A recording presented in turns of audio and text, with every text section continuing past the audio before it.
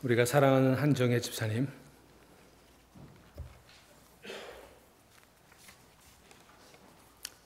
지난 주일 예배를 마치고 오후에 이 예배실에서 쓰러지셨습니다.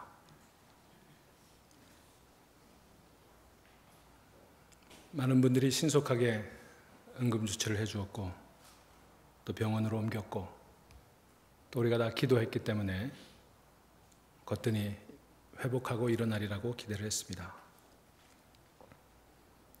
그러나 우리의 기대와는 다르게 여러분 모두의 간절한 기도에도 불구하고 한정혜 집사님 2012년 9월 6일 10시 55분 뇌사의 판정을 받고 그리고 사망 진단서를 발급받았습니다. 우리의 곁을 떠나갔습니다. 그리고 이 예배가 시작되기 한 30분 전 고인과 또 유가족들의 바람대로 장기 이식을 다 마치고 이제 그 시신이 수습되어서 장례식장으로 옮겨지고 있다는 연락을 받았습니다. 평상시 같으면 우리가 장례식장에 모여서 여기 고인의 관을 두고 고인의 시신을 마주하며 예배를 드렸어야 합니다만 그렇지 못한 형편이 되어서 이렇게 교회에서 모여서 영정사진 하나 두고 예배를 드리게 되었습니다. 아쉽고 섭섭하지만 그러나 그 어떤 예배보다도 뜻깊고 의미 있고 감동적인 예배입니다. 우리는 여기 앞에 꽃 하나 두지 않았습니다. 왜냐하면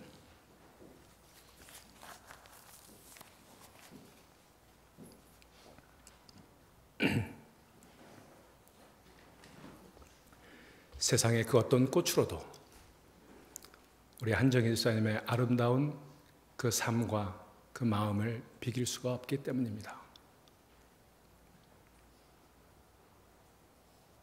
그렇게 아름다운 삶을 살다가 우리의 곁을 떠나간 고인을 기억하며 우리가 여기 모였습니다. 슬퍼하지 말자고 제가 예배사에서 말씀을 드렸고 그리고 아버지의 품에서 있게 될 영원한 삶을 축하하자고 말했습니다만 그럼에도 불구하고 아쉽고 섭섭하고 헛헛한 마음을 금할 길이 없습니다.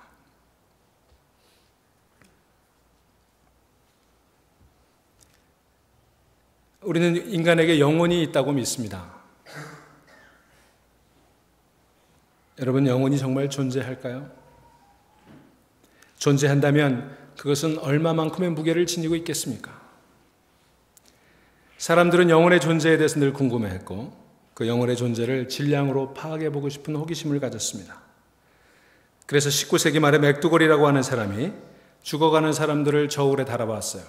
죽기 직전과 임종 이후에 그 체중을 달아보았더니 대략적으로 21g의 체중이 준다는 것을 발견하고는 인간의 영혼은 21g의 무게를 가지고 있다고 그렇게 발표한 바가 있습니다. 그 실험이 얼마나 신빙성이 있는 것인지는 모르겠지만 그 이후로 사람들은 인간 영혼의 무게는 21g이라고 생각해 왔습니다. 21g이라면 어느 정도의 무게일까요? 샤운 펜이라고 하는 배우가 주연한 영화 21g이라는 영화에 보면 심장 이식 수술 이후에도 다시 총기 사고로 응급실에서 목숨을 부지하고 있는 그 주인공 샤운 펜이 인공호흡을 하는 동안에 자기와 또 자기 옆에 양쪽 병상에 누워 죽어가는 사람들을 보면서 인간의 영혼 21g의 무게는 도대체 얼마일까라고 그렇게 묻는 장면이 있습니다. 저는 요새 며칠 동안 이 장면을 계속 생각해 보았습니다. 인간의 영혼의 무게 21g은 도대체 어떤 무게일까? 오전짜리 니클 5개를 모아놓으면 21g이라고 합니다. 벌새라고 불리는 허밍버드의 무게가 21g이라고 합니다. 우리가 운동 때 즐겨 먹는 초콜릿바 하나의 무게가 21g이랍니다. 정말 새털처럼 가벼운 무게가 21g이죠. 그게 우리 영혼의 무게라면 오늘 우리에게 들떠나가는 한정혜 집사님의 영혼의 무게는 얼마일까요? 하나님이 보실 때 우리 한정혜 집사님의 영혼의 무게는 얼마일까요?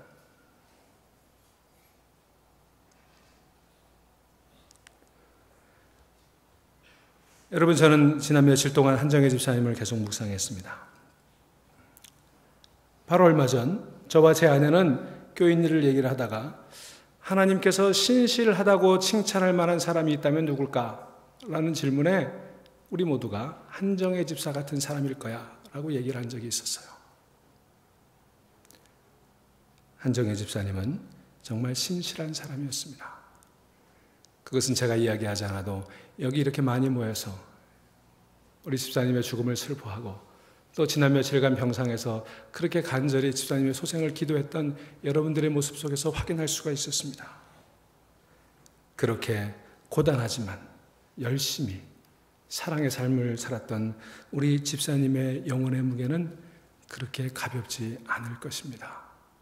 하나님 보시기에 우리 집사님의 영혼은 얼마나 소중하고 얼마나 귀하고 그 세상 어떤 저울로도 달 수 없는 그런 무게를 지니고 있는 삶을 살아온 분이 한정혜 집사님이셨습니다.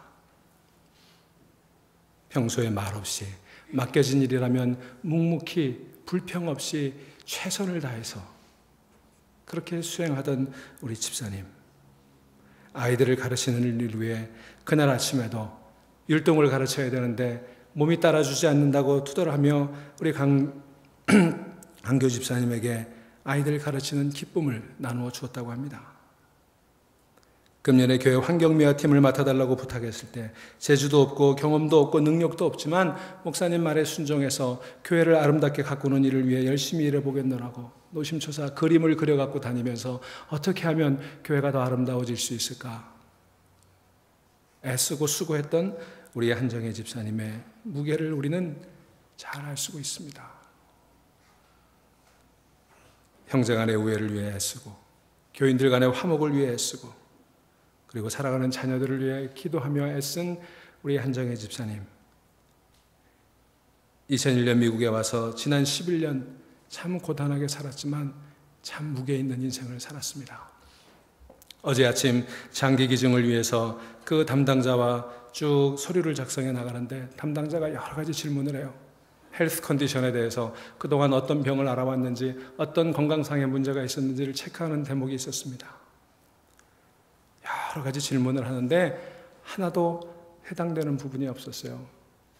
모르겠습니다. 없습니다. 모르겠습니다. 없습니다. 왜냐하면 지난 11년간 우리 집사님 병원에 간 적이 한 번도 없기 때문이에요. 아프지 않고 건강했기 때문에 병원에 가지 않은 이유도 있었지만 아프고 병원에 갈 만한 상황에서도 해야 될 일이 있고 자녀들을 돌봐야 되는 그런 일들이 있기에 가지 못했던 적도 있었지 않았겠습니까?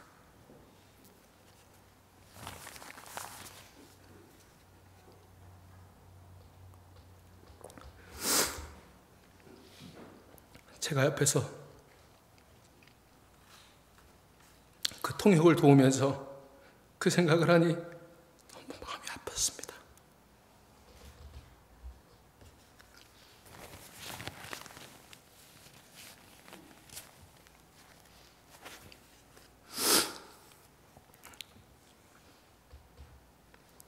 그렇게 열심히, 그렇게 희생적으로, 그렇게 헌신적으로 살았던 한정혜 집사님은 우리의 곁을 이렇게 떠나가 버리고 맙니다. 오늘 마태복음에서 예수님 말씀하십니다.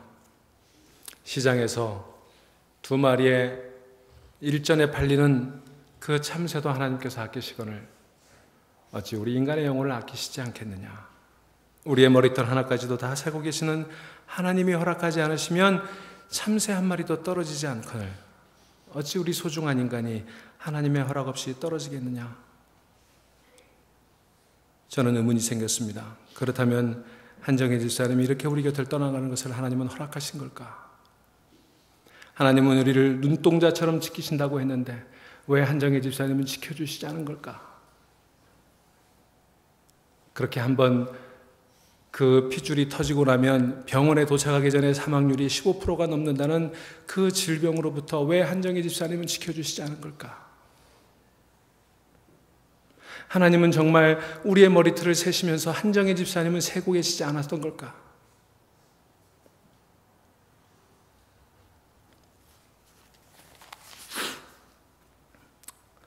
모든 일이 하나님의 경륜이 있고 하나님의 섭리가 있고 하나님의 인도하심이 있고 특별히 하나님을 믿는 백성들을 지켜주신다고 약속하셨는데 왜 한정희 집사님은 지켜주시지 않은 걸까? 저는 하나님의 지키심은 도대체 우리에게 무슨 의미가 있는지를 고민해 보았습니다. 기도하고 묵상하고 그리고 스트럭을 하는 가운데 하나님께서 제게 주신 음성은 이것이었습니다. 하나님의 지키심은 결코 우리를 무균 상태로, 온실 상태로, 아무런 어려움도 겪지 않는 그런 상태로 지켜주시는 지켜주심이 아니라 죄악으로 가득 차고 고단할 수밖에 없는 이 세상을 살아가는 동안에 그 모든 일을 이겨나가는 우리를 지켜보시며 함께 하신다는 것이었습니다. 질병이 우리에게 닥쳐오지 못하도록 질병으로부터 막아주시는 것이 아니라 질병 가운데서도 그 질병을 이겨낼 수 있도록 우리를 지켜주시는 것이었습니다. 슬픔이 우리를 엄습해오지 못하도록 지켜주시는 것이 아니라 그 슬픔을 딛고 일어설 수 있도록 우리를 지켜주시는 것이었습니다. 우리를 사망의 음침한 골짜기로 가지 못하도록 막아주시는 것이 아니라 사망의 음침한 골짜기를 지나갈 수 있도록 지켜주시는 것이었습니다. 우리를 무릎도 깨지지 않고 머리도 깨지지 않고 팔꿈치도 깨지지 않도록 지켜주시는 것이 아니라 무릎이 깨지고 팔꿈치가 깨지고 머리가 깨지지만 그러나 그 속에서도 절망하지 아니하고 그 슬픔 가운데 이겨낼 수 있는 힘을 주시도록 우리를 지켜봐 주신다는 것이었습니다. 그렇게 해야 우리의 인격이, 우리의 신앙이 예수님 닮은 모습으로 나갈 수 있고 그리고 영원한 생명을 나라를 차지할 수 있는 그런 신앙으로 성숙해 갈 수 있기 때문에 하나님은 마음 아파하시면서 하나님은 같이 눈물을 흘리시면서 우리를 지켜주시는 것이었습니다. 하나님은 우리 한정희 집사님을 지켜주시지 않은 것이 아니라 우리 강한교 집사님과 우리 수영이, 라영이, 건영이를 안 지켜주시는 것이 아니라 이 모든 어려움과 슬픔 가운데서도 이들이 부활과 영생의 소망을 가지고 성숙하고 성장하도록 지금 하나님 우리와 똑같이 아파하시면서 우리를 지켜주시는 줄로 믿습니다. 그러니 우리 성도는 이 어려움 가운데 하늘을 향해 삿대질하거나 하나님을 원망하거나 아니면 자기의 부족함을 탓하고 허망하게 그렇게 주저앉는 것이 아니라 우리를 이 고난 가운데서도 우리와 함께 아파하시고 우리와 함께 눈물을 흘리시며 우리의 손을 붙드시고 함께 걸어가시는 하나님의 지키심을 믿어야 될 줄로 믿습니다. 우리 하나님, 우리 한정희 집사님을 지켜주십니다. 우리 강한규 집사님을 지켜주십니다. 우리 수영이, 라영이, 건영이를 지켜주실 것입니다. 여기 있는 여러분의 모든 삶을 지켜주실 것입니다. 깨어지고 넘어질 때 또 일어나도록 주먹을 쥐고 안타까운 마음으로 땀방울을 송이송이 흘리시면서 우리 하나님 우리를 지켜보시는 거예요.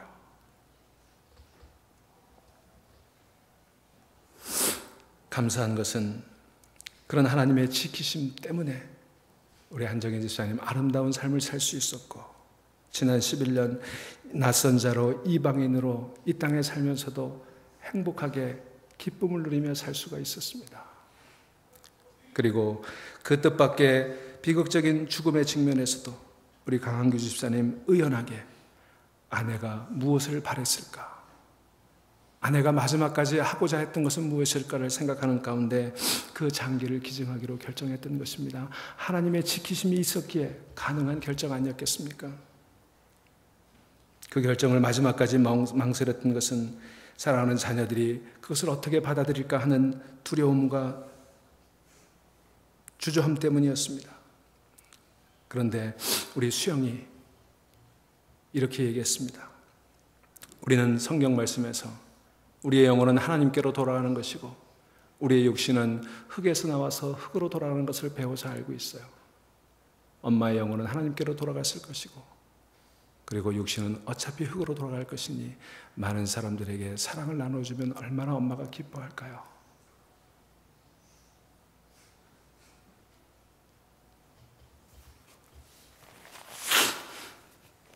하나님의 지키심이 없었다면 우리 12살 수영이가 어찌 그런 생각을 할 수 있었을까요?